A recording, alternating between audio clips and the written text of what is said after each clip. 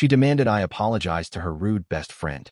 I refused, and chose my self-respect over our relationship. I'm 34, and I'd been with Laura for almost 2 years. We were the kind of couple who finished each other's sentences and made weekend plans without blinking. Moving in together, maybe getting a dog, nothing too wild, just the steady stuff people build toward. She had a close group of friends she'd known since college. I didn't fit perfectly with all of them, but I tried. When someone mattered to you, you tried to be part of their world. It started as a normal Friday night. Laura invited me to dinner with the group at a new place downtown. Dim lights, trendy plates, and a menu where everything sounded more complicated than it needed to be. Megan, Laura's best friend, was there. Megan had always been a bit sharp with me. She had a way of asking questions that made me feel judged, like I was auditioning to be acceptable. I'd brushed it off before. I told myself people grew on you, or didn't. No reason to make a scene. At first, the barbs were small. "Oh, you're still doing that," Megan said, loud enough for others to hear, when I mentioned something I was working on. It came with a laugh that didn't sound friendly. I smiled and let it slide. I don't like arguments in public. I figured she was trying to be funny. Then she turned it up. Leaning toward Laura, she said, "If you want to think about your future, maybe you should be with someone more ambitious." It wasn't subtle. The table went quiet for a beat. I felt a hot rush in my chest, not from anger, but from surprise, because Laura didn't say anything. She just kept stirring her drink, like the comment hadn't landed at all. The rest of the meal felt off. Megan kept circling back to the same theme, poking at choices and dreams as if they were open targets. A few people laughed in that uncomfortable way people do when they don't know whether to intervene. Laura listened. Not a word in my defense. I told myself maybe she was embarrassed, or that she'd deal with it later. I wanted to believe she had my back. After a couple of drinks, Megan made a show of being playful and went further. She mocked the way I talked about starting something on my own, as if I were naive to have plans. Her tone made it clear she was trying to belittle the idea. Then she added, with a laugh aimed at the table, "Laura, you could do so much better. Don't you think?" People around us reacted the way people do when things get awkward. Small, nervous chuckles, quick looks at one another. Laura didn't laugh. She didn't defend me. She just looked down at her phone. Something in me shifted. I didn't want to make a scene, but I also didn't want to be reduced to a punchline. I told Megan, calmly but clearly, that she didn't get to talk to me that way. I asked her to stop making me the topic of jokes heaped with that kind of tone. The words came out straighter than I felt. For a moment after I spoke, the room felt still. Megan's face tightened like she'd been slapped. She tried to laugh it off. Sensitive much? But it fell flat. Then she stood, grabbed her coat, and left without another word. The silence after she left was heavy. Conversation tried to restart. People shuffled plates and sipped drinks, eyes darting around. I expected Laura to say something. An apology, a quiet, "I'm sorry she treated you like that." Anything. Instead, she sat there, quiet and distant. I told myself she must be embarrassed, that later she'd come back and say she was sorry for how her friend behaved. I went home that night trying to brush it off. Maybe it was just one bad evening. Maybe I'd imagined the tone. But the thing I couldn't shake was Laura's silence. It didn't feel like simple omission. It felt like a choice. The next morning, I tried to shake it off. I told myself maybe I was overthinking. Maybe Laura had just been caught off guard. Not everyone knows how to react in the moment. I kept waiting for her to bring it up, to say, "Hey, that was out of line last night." But nothing came. By afternoon, I decided not to push it. Instead, I went over to her place, figuring we could talk it through if it came up naturally. She let me in, gave me a quick hug, and acted like everything was fine. We made small talk, but there was a tension underneath it. I could feel it. After a while, she crossed her arms and looked straight at me. "You owe Megan an apology," she said. For a second, I thought I misheard. I actually laughed. But Laura's face stayed serious, not a hint of a smile. "Wait, you're saying I owe her an apology?" I asked. "Yes," she said flatly. She had too much to drink. She didn't mean anything by it. "You embarrassed her in front of everyone, and now it's awkward for the whole group. You should just apologize so we can move on." The words landed like a stone in my stomach. My mind replayed the dinner, the jabs, the mockery, the way Laura sat in silence while her best friend tore into me. And now I was the one in the wrong. I tried to keep my voice steady. "Laura, I didn't embarrass her. She embarrassed herself. All I did was set a boundary. She kept disrespecting me, and I told her to stop. That's not something I should apologize for." Her arms stayed crossed. She shook her head, like she was talking to a stubborn kid. "You're making this a bigger deal than it is. If you care about me, you'll smooth things over. That's what being the bigger person looks like." That sentence cut deeper than Megan's insults ever could. It wasn't just about her drunk, rude friend anymore. It was about Laura standing on the opposite side of the line from me. She was telling me, in no uncertain terms, that her comfort with Megan mattered more than my dignity at that table. We argued for almost an hour. It went in circles. She said I was being dramatic. I said respect goes both ways. She said Megan had always been protective of her since college. I said there's a difference between protective and mean-spirited. Nothing landed. Every time, the conversation bent back to the same point. She wanted me to apologize, not because I was wrong, but because it would keep the peace. The days that followed were worse. Every phone call, every text, every time we met, it always circled back to Megan. Laura never once asked how it felt to sit there while her best friend tore me apart. She never once said, "That must have hurt." It was always about Megan's feelings, about the group thinking I had overreacted. By the end of the week, I was exhausted. It wasn't the insults that drained me. It was realizing that Laura, the person I thought had my back, couldn't bring herself to stand with me when it mattered. And I couldn't stop asking myself, if she couldn't defend me in something this small, what would happen when bigger things came our way? That question kept me up at night. And deep down, I think I already knew the answer. By Sunday, I couldn't keep pretending things were fine. The weight of it had been sitting on me all week. Every time I thought about Laura's silence at dinner, followed by her demand that I apologize, it sat heavier in my chest. It wasn't about Megan anymore. It was about Laura showing me, with her words and actions, where I stood in her life. I suggested we meet at a cafe, neutral ground. I didn't want this to turn into another argument in her apartment, where every corner already felt charged with the past few days of tension. She agreed, though her voice on the phone had that clipped tone, like she was bracing herself. When I walked in, she was already there, sitting with her arms folded, her coffee untouched. She barely looked at me when I sat down. I tried to start gently. "So, where do we go from here?" She cut me off almost immediately. "Have you thought about apologizing to Megan?" It was like she hadn't heard a single word I'd said all week. I let out a slow breath and nodded. "Yeah, I've thought about it a lot." I leaned forward slightly. "And the answer is no. I'm not apologizing to Megan. Not now, not ever. She disrespected me, mocked me, and tried to humiliate me in front of everyone. Instead of standing with me, you took her side. That's not something I can just ignore." Her jaw tightened. "So you're just going to throw away our relationship over one night?" I shook my head. "It's not about one night. It's about what that night revealed. When push came to shove, you chose to protect your friend's ego over my dignity. That tells me exactly where I stand in your life." For the first time, I saw something flicker in her eyes. Hesitation, maybe. But it was gone as quickly as it appeared. She shook her head, voice rising. "You're being stubborn. If you just said sorry, this would all go away. Why can't you just let it go? Why do you always have to be right?" I didn't raise my voice. I didn't want to match her anger. "It's not about being right, Laura. It's about being respected. I can't build a future with someone who lets me get torn down and then expects me to apologize for standing up for myself." She leaned back, arms still crossed, like she was closing herself off. "So that's it. You'd rather lose me than say two simple words." Her framing stung, not because she was wrong, but because she was telling me outright that her comfort was worth more than my self-respect. That's when it hit me. We weren't just fighting over Megan anymore. We were standing on opposite sides of something much bigger. The rest of the cafe felt quiet. Almost too quiet, like even the clinking of cups had faded into the background. I stared at Laura, waiting for something, anything, that showed she understood. But all I saw was stubbornness in return. A refusal to step out of her comfort zone and see the situation for what it was. In that moment, I knew there was no easy way back. No matter how much history we had, no matter the plans we'd made, this wasn't something a quick apology could fix.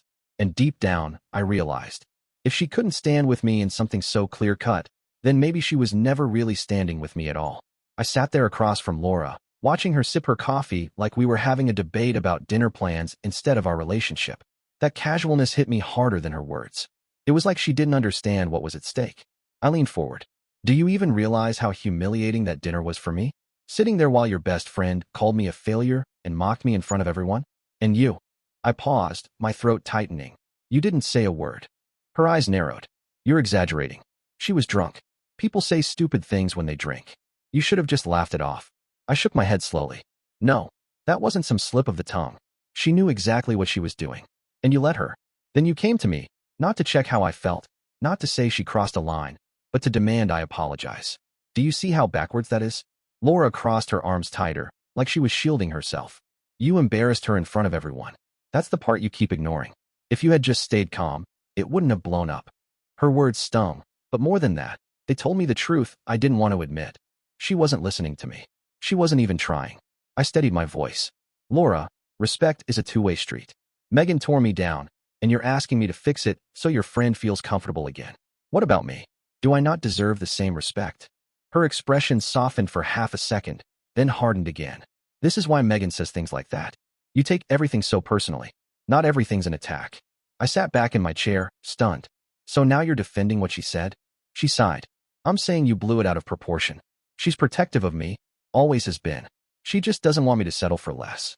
That word, asterisk less asterisk, cut straight through me. I wasn't sure if she realized what she'd just admitted, or if it slipped out without thought. Either way, it landed. Settle for less?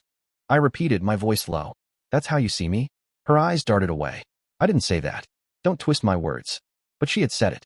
And no matter how she tried to spin it, the damage was done. The conversation went in circles for another half hour.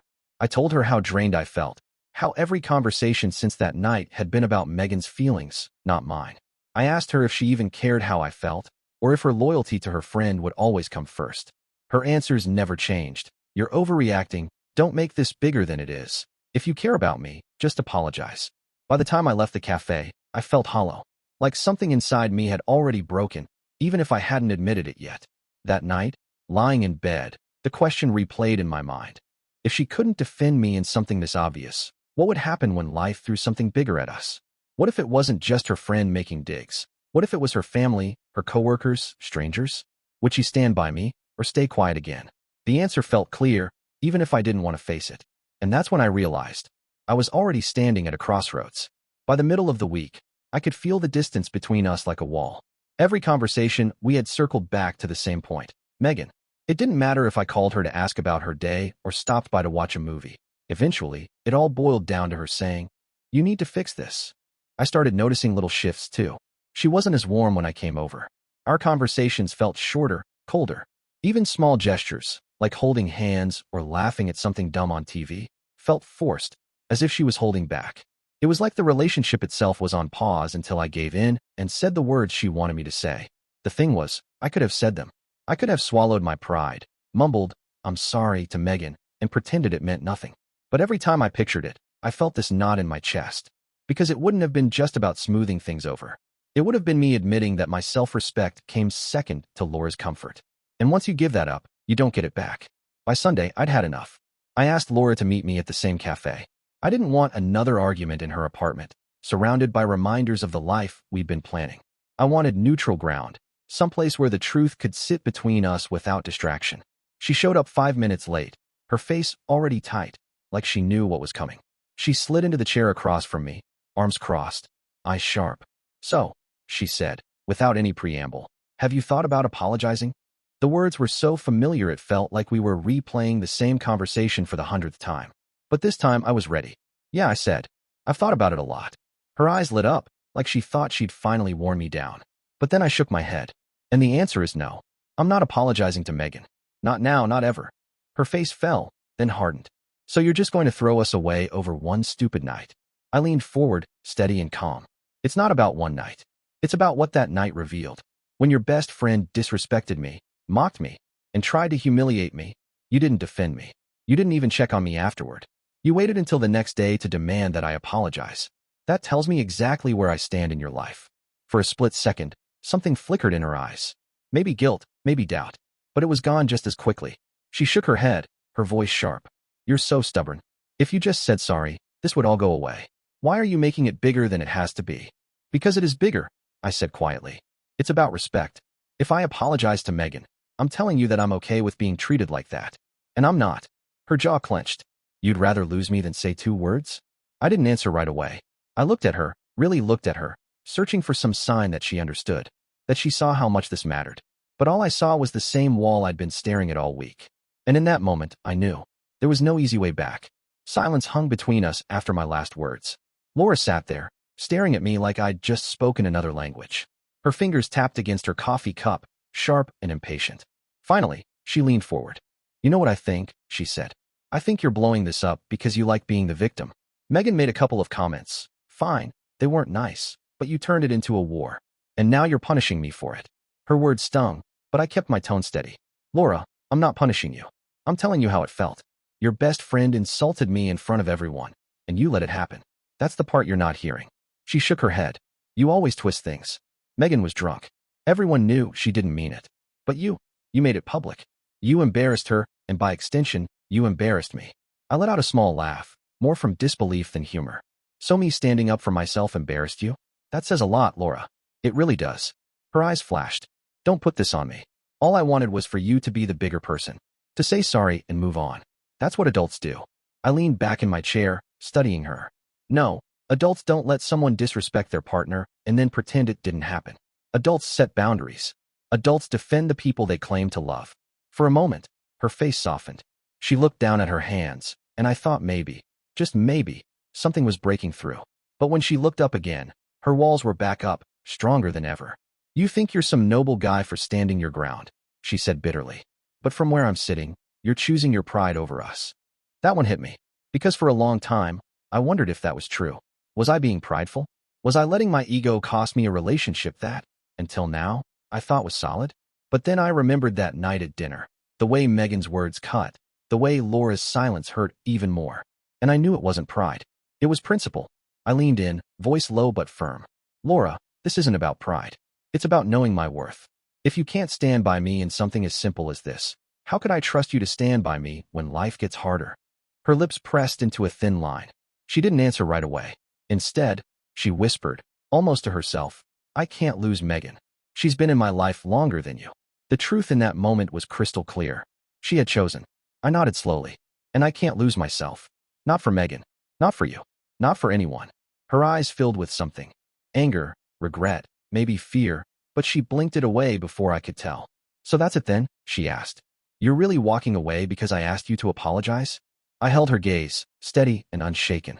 No, I'm walking away because you asked me to sacrifice my self-respect. And I won't. The air between us felt final, like the conversation had reached a cliff's edge. For the first time since we sat down, Laura didn't have a comeback. She just sat there, staring at me, and I could see her trying to process what this meant. Maybe she thought I was bluffing, that I'd cave like I had in smaller arguments before. But I wasn't bluffing. Not this time. The decision was already made inside me. I stared at Laura for a long moment, waiting for something.